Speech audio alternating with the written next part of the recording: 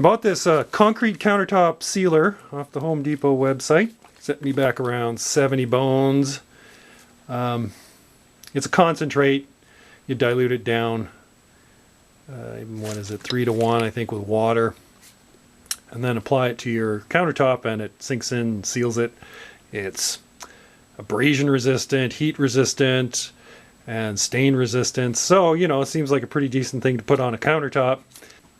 Now, originally I had polished up my countertop to about 1500 grit. I did a little test with this stuff and applied it, and you know, it just didn't seem to be sinking in very much. So I put my 2 coats on anyway, and then I emailed the company to find out like what the deal was, because this thing does 30 square feet. This is about 10. So, I mean, in theory, it should have taken about a third of this stuff to seal it. And that did not happen. In the meantime, I realized that that's probably not right. Once it's dry, you can't reapply this stuff. So I spent the time re-grinding it down to about 100. And today, I re-polished it back up to 1000. That's where I'm at now. And I had a nice little polishing video going here with some examples of how I did it, you know, with my meager situation here. And I got an email today back from these guys, only to find out that this stuff will not penetrate at grits higher than about 140. So that's why it was sitting on the surface and not penetrating into it. The pores, I guess, are too small for this stuff to get in and seal it. Now, that's the kind of thing you might want to put in your fucking instructions, wouldn't you think?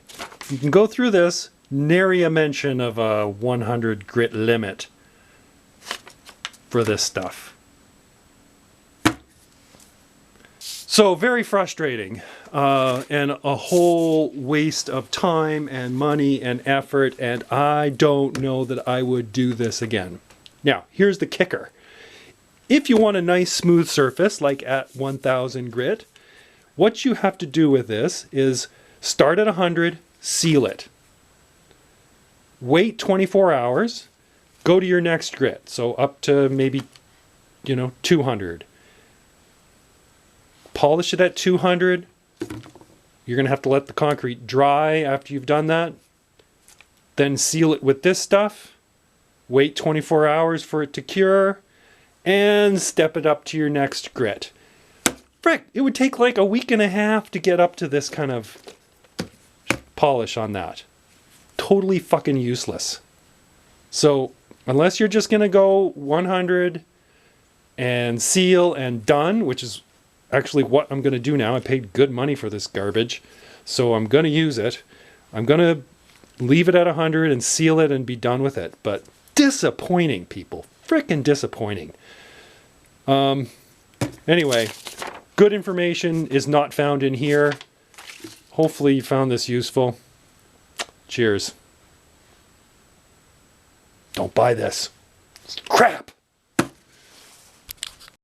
Well, anyway, before I get going on this, cup of tea first. Oh yeah, that's the stuff. It's been pretty nippy outside lately. Below zero for the most part. Wet polishing in that kind of weather was just not in the cards for me, so I dragged the countertop inside, and then I needed to figure out some way of containing all that moisture. After a bit of trial and error, I found that my grinder was spitting most of the water on the table to the right as I polished. So I set up a curtain in that direction to try and keep it from splattering all over the rest of the shop.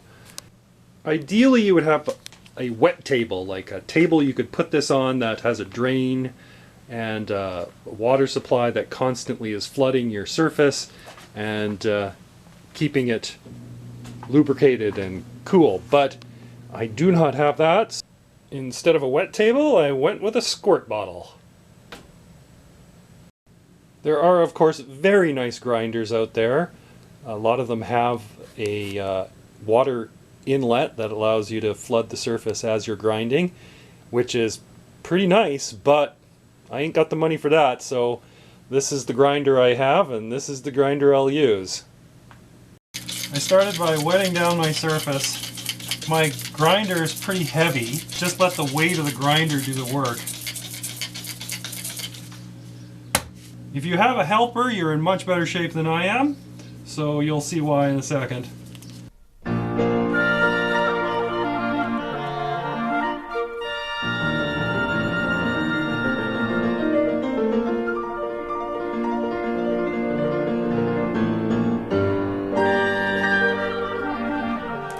So you can see I've got some drippage coming off that corner there, so I'll just put a bucket under there to capture that water and keep it off the floor.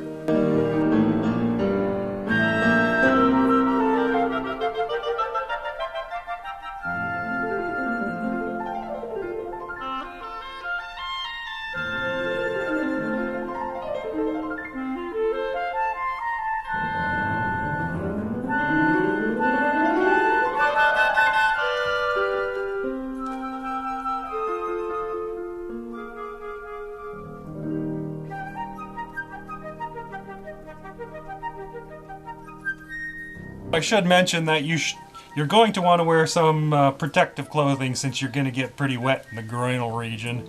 Or maybe do it naked for that matter. You're going to know when you've kind of exhausted the limit of your grit when the grinder just kind of floats along the surface. Like it doesn't seem to get hung up on anything. And it'll be much easier to move around. So that when you hit that point, you know you should just drop down to or go up to a higher grit, I guess, and then do the same thing over. And when you put that new grit on there, you're going to find it's going to start to grab all over the place. But once you've got that all smoothed out, up to the next one. You can feel it. It'll happen. That's really all I did, and it's a lot of work. It requires, you know, constantly moving around with this thing. It's hard, but you can do it, and it doesn't actually make a tremendous mess. For those hard to reach spots, I have this oscillating tool, and I've just taken like some old you know, grinding pads and then cutting them into the shape of a triangle. This has like Velcro on it, and this is Velcro-y as well, and so they just stick on, and it gets into most areas fairly well, but it's not, I don't find it as effective as the spinny motion. So, but you know, like, you can get the job done. It just takes a little extra time.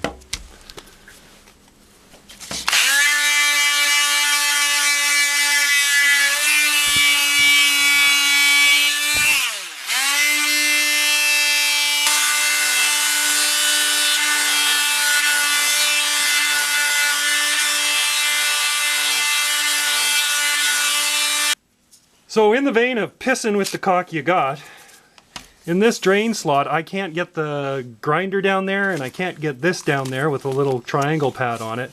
So here's a little tip. Take a large pad, stick it on the end, but have a whole bunch of overhang on one side. Then you can jam that overhang into the slot, take a screwdriver and press the overhang against the side of the sink. And then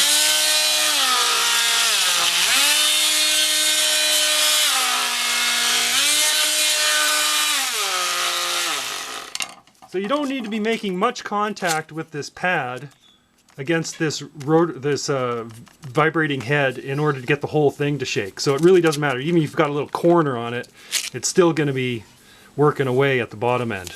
So, little tip for you. Finally, once you've reached the limits of your rotary and vibratory mechanical agitation devices, the only thing left is either say, fuck it, it's good enough, or hit it with some wet dry sandpaper and do it by hand. Screwdrivers help for those tight corners.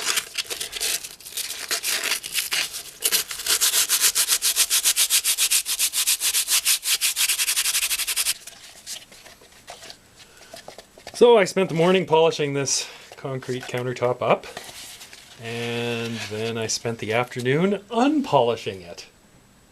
This dramatic reversal of progress is brought to you by Ghostshield. Not surprisingly, grinding down another layer has revealed another series of holes that need to be filled. So I am making up another batch of slurry and going to coat it. Now hopefully you will not make the same mistake that I did. Usually when I screw up, there's some sort of upside, you know? This one, I'm not feeling it.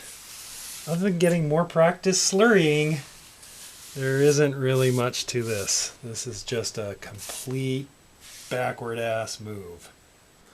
There you have it. Holes are filled. We'll leave it to dry overnight and we'll see what kind of trouble tomorrow brings. Hope you found this before Ghostshield found you. Thanks for watching. Cheers everyone.